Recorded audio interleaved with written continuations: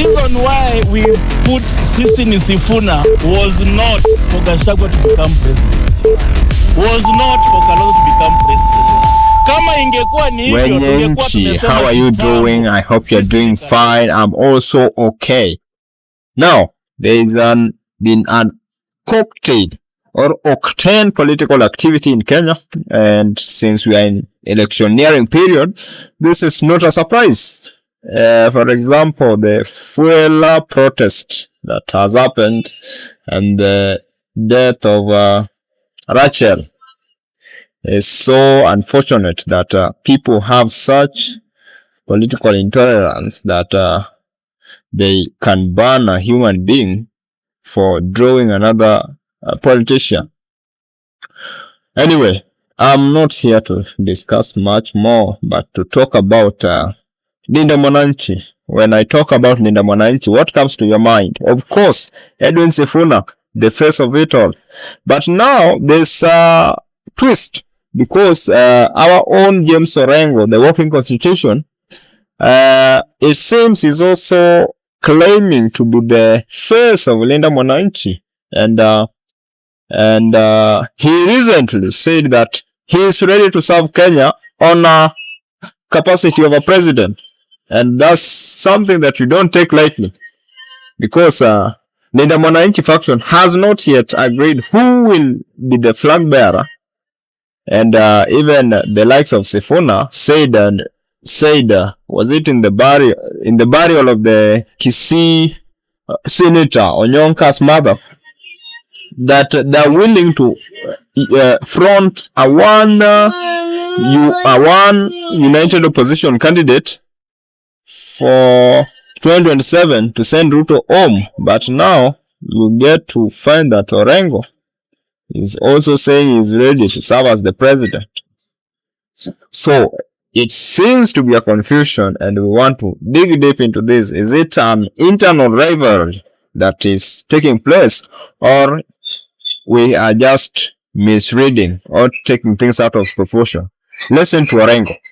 Barely a month after he declared himself the ODM party leader, Siaya Governor James Orengo now says he is fit to contest the presidency as the ODM flag bearer come 2027. Speaking on Sunday at Ongalo ACK Parish in Kisumu West, Orengo said ODM remains a force to reckon with and he is ready to contest the top seat. This comes as a section of the Linda Mwananchi faction were on a charm offensive in Bungoma, where they rallied the region to back the opposition in their bid to unseat President William Ruto. Crispin Otieno has that report. Siaya Governor James Orengo could be the latest entrant into the 2027 presidential race. Orengo, who was speaking during a solemn church service at Ongalo ACK Parish in Kisumu West during the installation of Reverend Phoebe Adhiambo as the vicar of the parish, made his ambitions clear, saying he is fit for presidency. While speaking in Luo dialect, the governor said he is the only leader from ODM who can take a step to the position, apart from the late former Prime Minister Raila Odinga and the first Vice President, Mzee Jaramogi Oginga Odinga. Orengo, who once ran for the presidency in 2002 election, said ODM party is unbreakable, and as a region, they must now take position on the decision-making table ahead of 2027 election. There must be one of us on the table. If one of us is not on the table, we break that table until one of us is on the table. This comes as section of Linda Mwananchi faction together with Trans Nzoia Governor George Natembeya held a meeting in Western Region where they called on the region to back the opposition. Natembeya and team who presided over an empowerment activity in Bumula for the youth and women groups slammed Kenya Kwanza for current harsh economic times Kenyans are facing, saying in Western Region, giant economic industries have since gone quiet due to bad leadership. Agenda yetu ni moja tu. Tukiondoa Ruto, kumuondoa tu 80% ya shida zetu zitakuwa zimeenda na yeye. Maana tukimondoa anatujengea stadium inaitwa Talanda. Hapo ndio sisi tutapishiwa kwa hiyo stadium yake.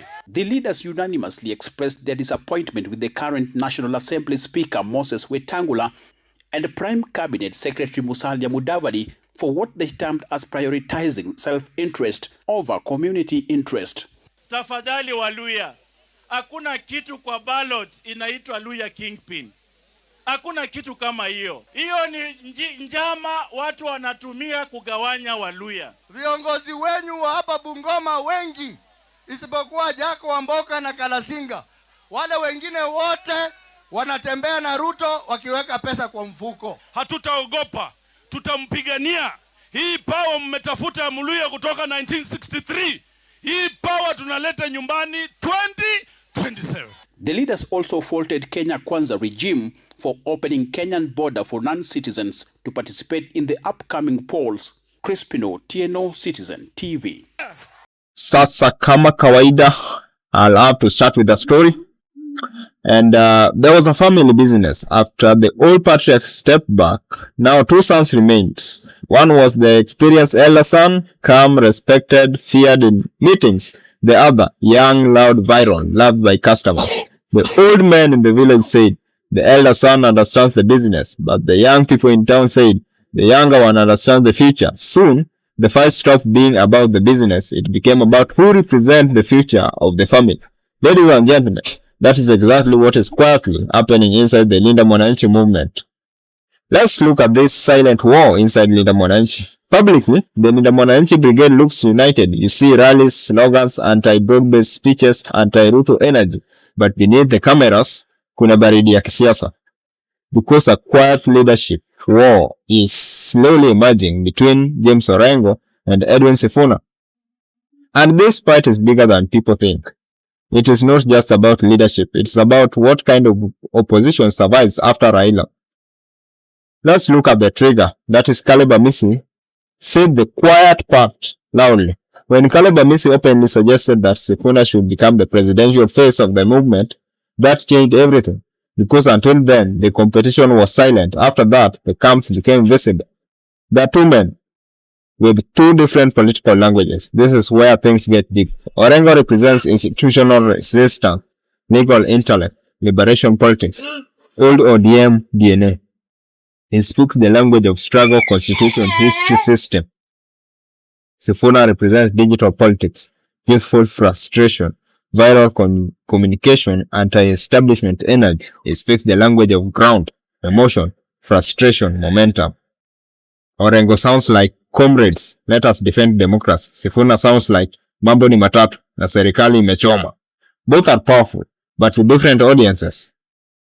Now, here's the reality nobody wants to admit. Linda Mwananchi may secretly need both men, but politically, only one can become the face. And that is where the tension starts. So, why Orengo cannot ignore Sifuna is that right now, in terms of social media energy, youth excitement, headline dominance, crowd emotional pull, Sifuna is ahead. And that is dangerous for older politicians because once the ground emotionally adopts a younger face, the elders slowly lose narrative control. Why should Sifuna be worried? Let's flip it. Sifuna has energy, but Orengo has something equally dangerous, political legitimacy. Orengo is still viewed by many older opposition figures as ideologically consistent, experienced, battle-tested, and most importantly, acceptable within elite opposition negotiations. That matters a lot in Kenya, because Kenyan presidential politics is not won only on rallies, it is also negotiated in boardrooms, coalition meetings, elite days, and Orengo understands that game far better. Then an obvious angle is that what most people are missing is that this is not just old versus young. No, this is movement politics versus institutional politics. Sifuna's rise is organic. Orengo's power is structural. That's very dangerous combination inside the one movement. Why could this eventually break Linda Mwananchi? Movements usually survive when there is one emotional center. That's now. Right now, Linda Mwananchi has two emotional centers, Sifuna, intellectual or ideological center, Orengo. Eventually, one side will want dominance, and once endorsements start coming publicly, vita inaanza officially. Now, let's look at the false problem. Reports and conversations around Sifuna's growing popularity have made things worse because politics is cruel. The moment opinion polls begin suggesting this younger guy can actually run, senior politicians immediately become uncomfortable. And then there's the Raila shadow. This is also emotional and symbolic because for years ODM never had to answer this question. To succeed Raila politically. Now suddenly that question is alive, and both Orengo and Sifuna symbolize different versions of the answer. Now here's the danger. If the Linda Mwananchi movement splits internally before 2027, then the anti-Ruto resistance vote fragments again, and guess who benefits exactly? Ruto. Because divided opposition has always been favorite political environment. Let's look at the Luo Nyanza factor. Another uncomfortable truth is that Orengo states commands seniority respect in Luo Nyanza, but Sifuna is increasingly becoming nationally marketable, and that creates tension between regional legitimacy versus national momentum. Here's the hidden fear inside ODM old guard. Some older politicians may secretly fear this. If Sifuna fully captures the movement emotionally, then a whole generation of traditional opposition gatekeepers becomes irrelevant. At Kenyan political gatekeepers never surrender relevance feelings. The battle between Orengo and Sifuna is not just a personal rivalry. It is a fight over the soul of post-Raila opposition politics. One side says experience matters, the other says future cannot wait.